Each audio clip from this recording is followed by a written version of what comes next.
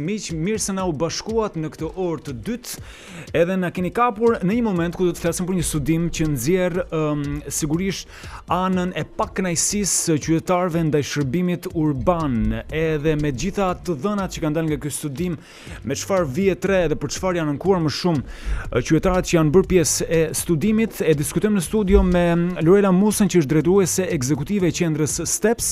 Japim përshëndetjen, mirëmëngjes, mirë se vjen. Mirëmëngjes. Si fillim. Mirë se na erdhe. Dihet që transporti publik është një nga shërbimet më të përdorura në kryeqytet, edhe jo pak herë, ju e dini shumë mirë, mund të keni dëgjuar të paktën një herë në jetën tuaj një ankesë lidhur me kushtet edhe cilësinë që ofrohet, me qëllim vlerësimin e cilësisë dhe aksesueshmërisë së këtij shërbimi. Qendra STEPS, me mbështetjen e Lviz Albania për gjatë periudhës korrik 2020-tetor 2020, që është një muajve të fundit, freskët fare, ka realizuar studimin niveli kënaqësisë së qytetarëve mbi cilësinë e transportit publik në Tiranë, edhe është monitoruar për një kohë gjatë e gjithë situata e kushteve të ofrimit të këtij shërbimi në terren. Prandaj me Lorelën këtë mëngjes do të hymë në thela. I fillojmë thelat e para nisim njëherë me faktin që ju vendosët që ta kryenit këtë studim, se konkretisht u fokusua tek cilësia që ofron transporti urban. Studimi niveli i kënaqësisë së qytetarëve ka ardhur në kuadër të nismës që neve kemi marrë, Artivizëm, për cilën kemi folur dhe herën e fundit në këtë emision. Ka ardhur nevoja lind duke parë problematikat e shumta të identifikuara në lidhje me këtë shërbim. Kështu që është një studim i cili pasqyron gjithë problematikat që shoqërojnë këtë shërbim publik, por shërben edhe si një pasqyrë shumë e mirë për të adresuar dhe për të vendosur përpara përgjegjësisë pushtetin vendor me qëllim përmirësimin e këtij shërbimi. Fushat kryesore ku është mbështetur edhe që ka analizuar studimi janë aspektet e sigurisë gjatë përdorimit të transportit publik, komunikimi dhe standardet e sjelljes së stafit që ofron shërbimin direkt, cilësia e shërbimit në lidhje me oraret, stacionet, çmimin e biletës dhe hapësirën dhe aksesueshmëria e këtij shërbimi nga personat me aftësi ndryshe, mosha e tretë dhe nënat me fëmijë. Këtu është bazuar.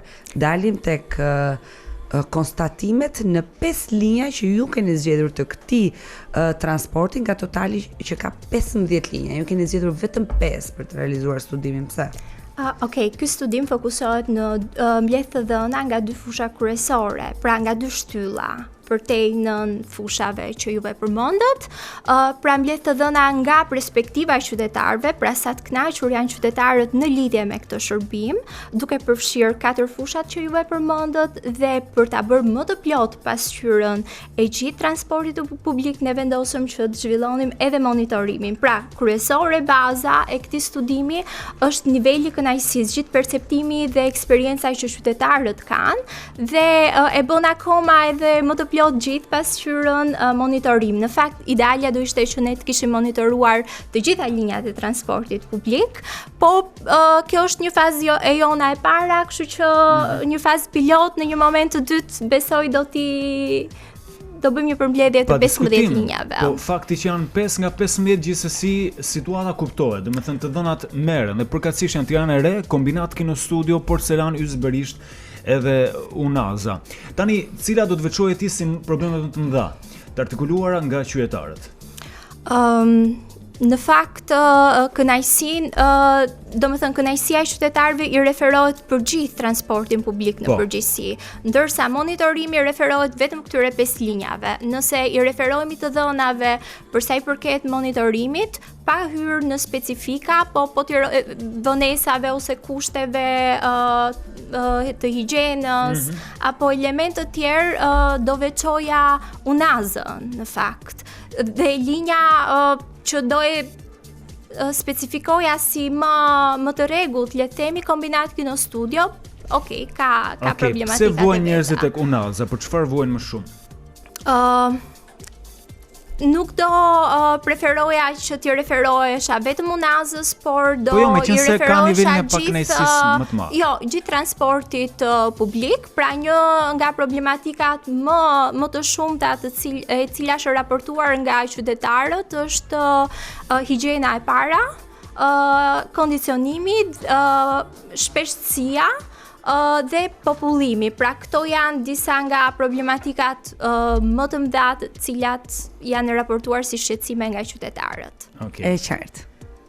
Në rregull. Ndërkohë, sigurisht linjat kryesore dhe sa i takon kombinat Kino Studio, ndoshta sepse është linjë më e re, janë vënë diskusion autobus janë më të rinj edhe le të themi ka marrë një lloj hovi kjo si linjë. Nisur nga eksperienca e njerëzve që unë njoh, që janë kontakt vazhdueshëm me këtë, ndoshta unaza për shkak se edhe autobuset i kanë në përdorim prej më shumë kohësh, kjo ndikon edhe në kushtet e higjienës sanitare, ndoshta edhe në cilësinë e pritjes. Po një ndër kritikat më të mëdha ose ankesat më të mëdha kanë të bëjnë me të qëndruarit gjatë në një stacion, edhe mendo pak në një qytet kaotik siç është Tirana, ku trafiku është kryefjala e ditës, sigurisht edhe kjo pritje ndikon në cilësinë e jetës. Patjetër. Të gjitha elementet të cilët ne jemi përpjekur që të masim nëpërmjet instrumentit të cilit kemi mbledhur të dhënat, ndikojnë në cilësinë e jetës së qytetarëve. Pra, që nga siguria e perceptuar e qytetarit, të dhëna shqetësuese na kanë dalë nga studimi në lidhje me sigurinë e perceptuar të qytetarëve, për shembull një përqindje shumë e madhe perceptonte si jo të sigurt në bazuar tek sendet personale si aparati celular, bishuterit, pasi ndodhin vjedhje të shpeshta dhe kjo një ndër arsyet mund të jetë edhe popullimi, që mendoj që ngelet problematika kryesore e transportit publik, veçanërisht tani që jemi edhe në kohën e pandemisë. Dhe ndërkohë, një ndër problematikat më të shpeshta me sa duket të raportuar nga qytetarët është koha e pritjes në stacion, që raportohet deri në 50 minuta dhe kjo duket si e pabesueshme. Për dikoj që nuk përdor transportin publik, me patjetër që duket e pabesueshme. Në cilat linja ka qenë kryesisht më evidentuar? Kjo ka qenë dhe ka qenë në orarin e darkës, duke qenë se bëjnë reduktimet mjeteve të transportit. Domethënë, nëse janë 10 autobus, po marr një shifër, bëhen 5, le të themi. Bëhen 5. Domethënë është raportuar, kanë qenë raste shumë të rralla, por ama kanë qenë prezente. Po si fasha orare bën diferencë në studimin që keni bërë? Po, mëngjesi është orari më i ngarkuar, pasi gjithë njerëzit shkojnë në destinacionet, pra në punë, në shkollë dhe mbasditja që ndodh kthimi. Domethënë momentet e fluksit, le të themi deri diku. Momentet e fluksit.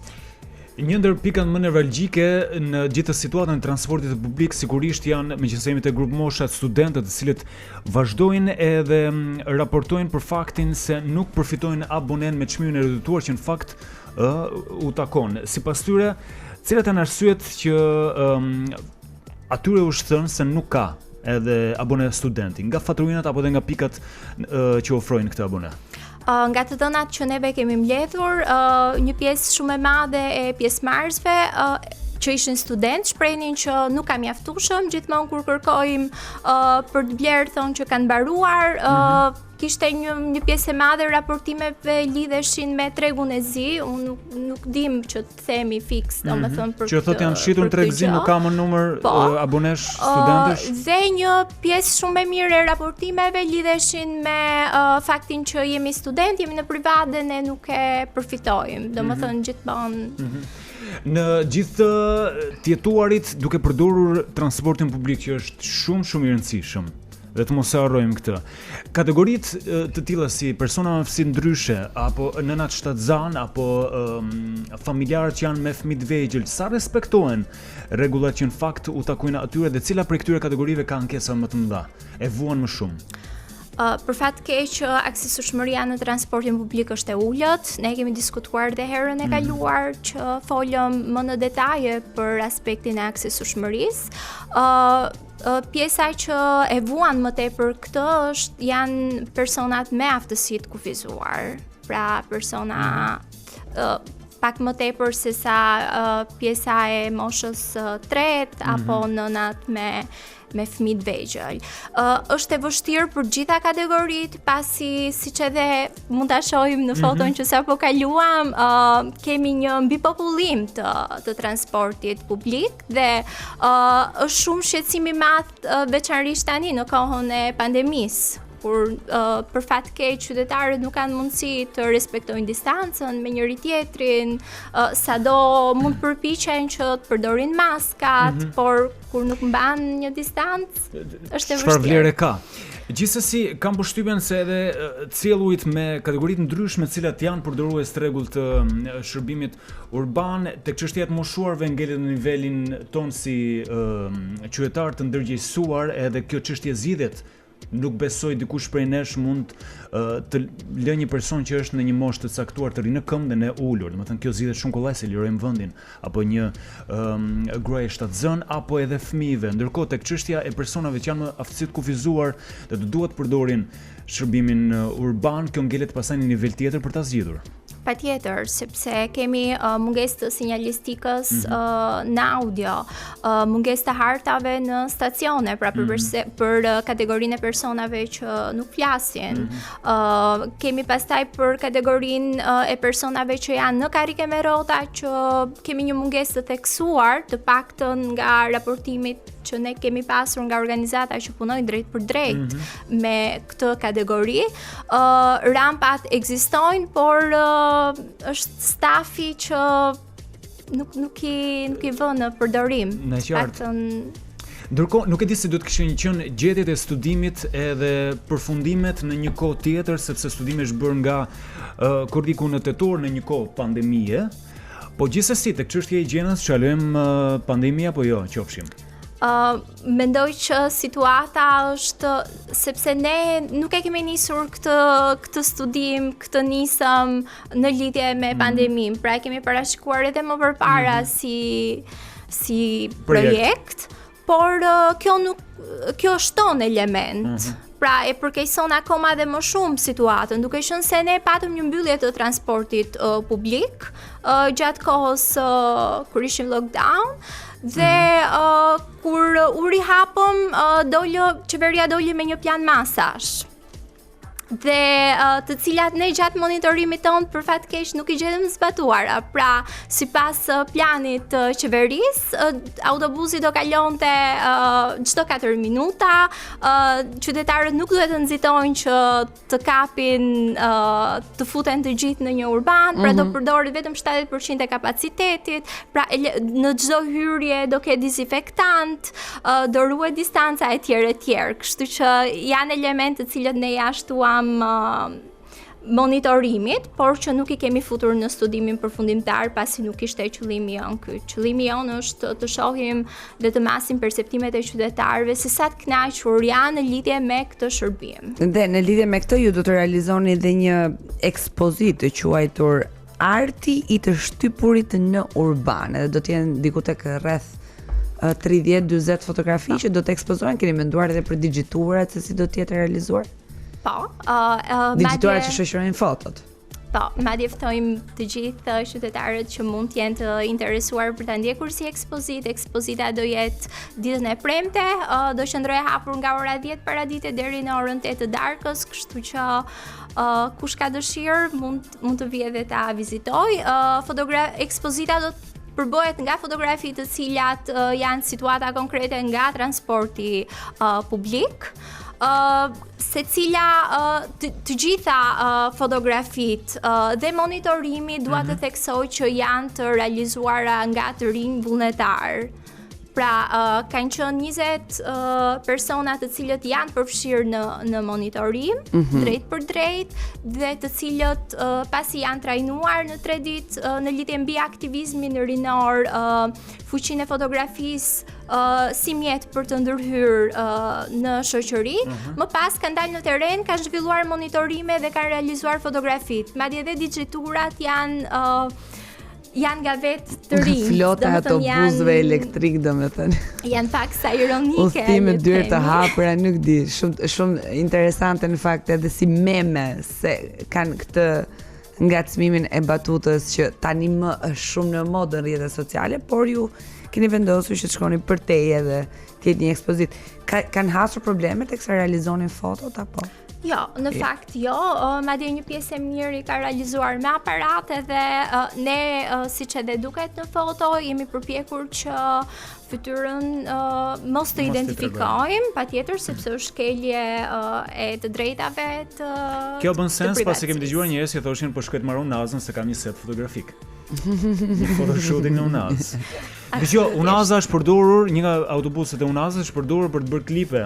Aurela Gaçe ka një tillë. Kështu që pse mos të bëj një set fotografik, nuk ka asnjë lloj problemi. Gjithsesi ne jemi shumë të prerë në pjesën jo fytyra sepse cënon privatësinë. Ashtu duhet të jetë edhe mirë që është kështu. Pa diskutim. Lorela, faleminderit shumë që ishe këtë mëngjes me ne për të ndarë disa nga konkluzionet edhe të vërteta që studimi sot. Dramatike, po. Gjithmonë dramatike. Kjo është e vërteta. Faleminderit ju. Faleminderit. Ishte kënaqësi. Lorela Musa është drejtuese ekzekutive pranë qendrës Steps.